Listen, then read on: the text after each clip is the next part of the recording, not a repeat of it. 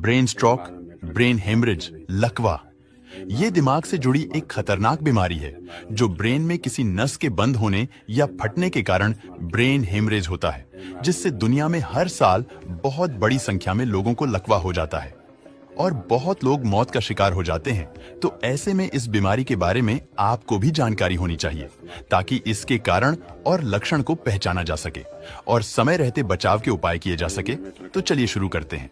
यदि सबसे पहले इसकी गंभीरता की बात करें तो विश्व में हर 1 सेकंड में किसी न किसी को स्ट्रोक होता है और हर 6 सेकंड में स्ट्रोक की वजह से किसी न किसी की मौत हो जाती है।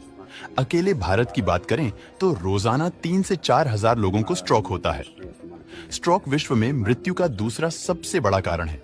पहले ऐसा माना जाता था कि स्ट्रोक लगभग 60 साल की उम्र के बाद होता था, लेकिन आजकल वास्तव में 20 से 25% युवाओं में यह देखा जा रहा है।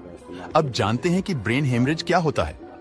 ब्रेन हेमरेज एक तरह का स्ट्रोक होता है जो ब्रेन में आर्टरी यानी कि धमनी के फटने से होता है और आर्टरी के फटने से ब्रेन में ब्लीडिंग हो जाती है और ब्रेन स्ट्रोक से होने वाली ब्लीडिंग ब्रेन को डिस्ट्रॉय कर देती है। इसके अलावा ब्रेन में कई बार ब्लड ग्लोट आने से ब्रेन की ब्लड वेसल्स ब्लॉक हो जाती है, जिससे दिमाग के विशेष टिश्यूज तक ऑक्सीजन और पोषक तत्वों की सप्लाई नहीं होती, जिससे ब्रेन के उन इंपॉर्टेंट टिश्यू की डेथ हो जाती है और इन टिश्यूज का संबंधित कार्य भी बाधित हो जाता है। ब्रेन हेमरेज होने के काफी सारे कारण हो सकते हैं, लेकिन इनमें मुख्य कारण हाई ब्लड प्रेशर और हाई ब्लड शुगर होता है।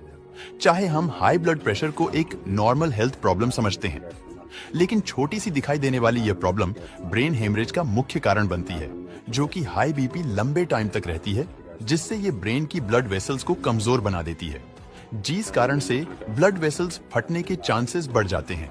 ऐसे में हाई बीपी के पेशेंट को हमेशा ब्रेन हेमरेज का खतरा बना रहता है। इसके साथ ब्रेन ट्यूमर भी कई बार ब्रेन हेमरेज का कारण बन जाता है।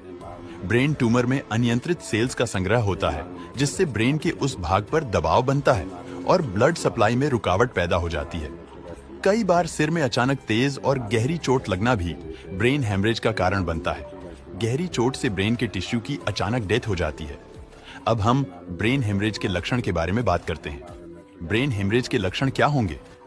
ये इस पर डिपेंड करता है कि ब्लीडिंग ब्रेन के किस हिस्से में हुई है और कितनी ज्यादा हुई है और उसने कितने टिश्यू को खत्म कर दिया है। कि नॉर्मली लक्षणों में आईसाइट में बदलाव होना, लिखने पढ़ने में प्रॉब्लम होना, ये हमको शुरुआत में महसूस हो सकता है। इसके साथ ही सर में अचानक तेज दर्द होना, मुंह से कुछ भी निकलने में प्रॉब्लम होना, बोलने और समझने में परेशानी महसूस होना, बॉडी का कोई पार्ट सुन हो जाना, बॉडी पार्ट्स में कोऑर्डिनेशन ना रहे, सिर चकराना, जिससे खड़े होने और बैठने में दिक्कत होना, यह सब लक्षण ब्रेन हेमरेज की स्थिति में होते हैं। दोस्तों, ब्रेन स्ट्रोक को समझने के लिए एक कॉमन कीवर्ड फास्ट काम में ली जाती है, जिसमें एफ से बनता है। फेस स्ट्रोक पेशेंट के फेस की एक स्लाइड ड्रॉप हो जाती है, जहां ड्रॉप का मतलब नीचे की तरफ झुक जाना है। ऐसे पेशेंट स्माइल नहीं कर सकते और ना ही फेस को हिला सकते हैं। ए का मतलब है आर्म्स पेशेंट के एक हाथ और पैर में वीकनेस आ जाती है, जिससे वह आर्म्स को ऊपर नीचे नहीं कर सकता और यहाँ एस से बनता है स्पीच। ऐसे पेशेंट प्रॉपर्ली बोल नहीं पाते। टी का मतलब टाइम से है, यानी ब्रेन स्ट्रोक के ट्रीटमेंट में टाइम का बहुत बड़ा रोल होता है। स्ट्रोक के बाद एवरी सेकंड ब्रेन में सेल्स की डेथ होना स्टार्ट हो जाती है। तो जितनी जल्दी ट्रीटमेंट स्टार्ट होगा उतना ही मरीज कम डिफेक्टिव होगा। तो आइए अब जानते हैं कि हम अपने आप को ब्रेन स्ट्रोक से किस तरह बचा सकते हैं। हाई बीपी और हाई ब्लड शुगर की प्रॉब्लम को बढ़ने ना दें। दूसरा कारण है किसी भी फॉर्म में तंबाकू और ड्रग्स लेने वालों के दिमाग की नसें बहुत कमजोर हो जाती है। इसलिए अगर ब्रेन हेमरेज से बचना है तो इन चीजों को बाय बाय कहने की सख्त जरूरत है। तीसरा बड़ा कारण है लाइफस्टाइल, यानी आपकी दिनचर्या कैसी है। आजकल कहते हैं कि sitting is a new smoking, यानी जो लोग एक्सरसाइज नहीं करते और एक ही जगह बैठे रहने का काम करते हैं, वो स्मोकिंग जैसे रिस्क फैक्टर को पाल रहे हैं। चौथा कारण खान पान भी है, जैसे फास्ट फूड, जंक फूड, अधिक फेट और कोलेस्ट्रॉल युक्त भोजन से हेल्थ खराब होता है, जिससे ब्रेन स्ट्रोक को बढ़ावा मिलता है।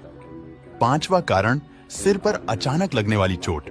इससे आप निश्चित रूप से तो नहीं बच सकते, लेकिन अपने सिर का ख्याल रखकर इस खतरे को कम कर सकते हैं। जैसे 2 व्हीलर पर हेलमेट लगाने की आदत डालकर होने वाले एक्सीडेंट में सिर की चोट से बचा जा सकता है। दोस्तों, इन सब फैक्टर को अपनाकर 70 से 80% ब्रेन स्ट्रोक के खतरों को कम कर सकते हैं।